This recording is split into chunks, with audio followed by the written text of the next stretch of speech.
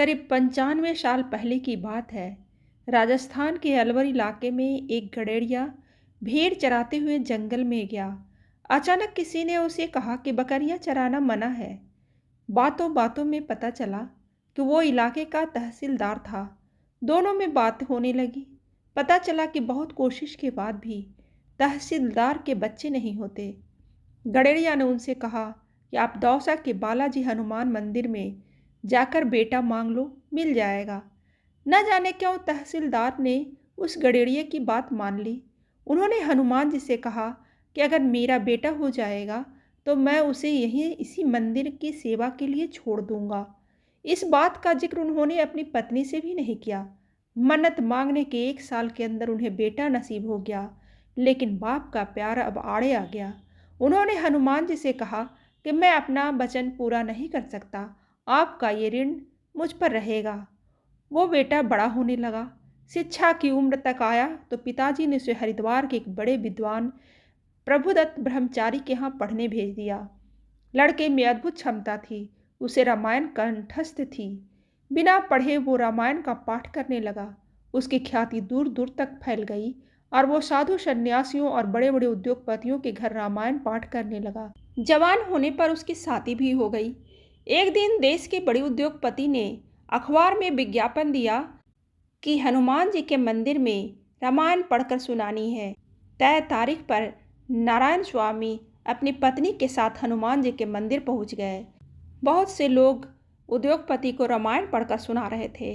जब नारायण बाबा का नंबर आया तो उन्होंने बिना रामायण हाथ में लिए पाठ शुरू कर दिया। उद्योगपति के अनुग्रह पर नारायण ने हारमोनियम पर गाकर भी रामायण सुना दी।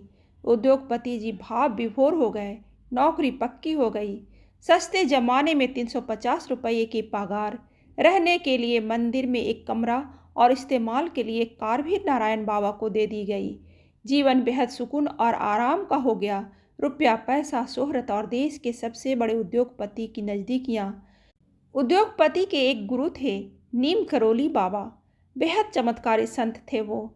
जैसे ही वो वृंदावन से दिल्ली आए तो उद्योगपति जी ने उसे प्रसन्न करने के लिए नारायण बाबा का एक रामायण पाठ रख लिया। उद्योगपति जी ने नीम करोली बाबा से कहा कि एक लड़का है जो रामायण गाकर सुनाता है। नीम करोली बाबा ने कहा कि मुझे उस लड़के से मिलना है। जैसे ही नारायण बाबा कमरे में गए तो नीम करोली बाबा ने कहा कि तेरे बाप ने हनुमान जी से धोखा किया है। नारायण बाबा अपने पिता के खिलाफ कुछ भी सुनने को तैयार नहीं थे, लेकिन तय हुआ कि अगर नीम करोली बाबा की बात सच्ची है तो वे उन्हें गुरु के रूप में स्वीकार कर लेंगे। तभी के तभी नारायण बाबा अलवर रवाना हो गए और अपने पिता से कहा कि एक संत आपको हनुमान जी का ऋणी बता रहा है और आपको धोखेबाज भी। नारायण बाबा के पिता ने कहा कि वो संत हनुमान जी ही हो सकते हैं, क्योंकि यह बात सिर्फ उन्हें ही पता है। पिता की बात सुनकर नारायण बाबा वापस चले आए और नीम करोली बाबा को अपना गुरु स्वीकार कर लिया। नीम करोली बाबा ने उपदेश दिया कि नारायण, तेरा जन्म हनुमान जी की सेवा के लिए हुआ है, इसलिए छोड़ लाला की नौकरी।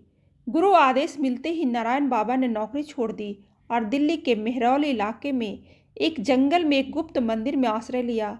बिरला मंदिर से निकलकर सांप, भूतों और अनजाने जंगल में हनुमान जी की सेवा शुरू की। नीम करोली बाबा ने आदेश दिया किसी से 1 रुपया भी नहीं लेना और हर साल नवरात्रि में लोगों का भंडारा करना। बड़ी अजीब बात है, 1 पैसा भी किसी से नहीं लेना और हर साल हजारों लोगों को खाना भी खिलाना है। लेकिन गुरुजी ने जो कह दिया वो पत्थर की लकीर है। बिना सोच के उन्होंने अपना काम शुरू कर दिया।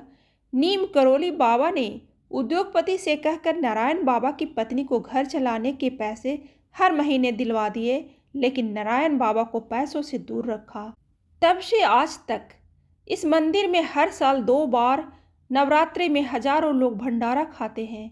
किसी को आज तक इस मंदिर में पैसे चढ़ाते नहीं देखा गया, लेकिन हाँ, प्रसाद पाते सबको देखा गया है।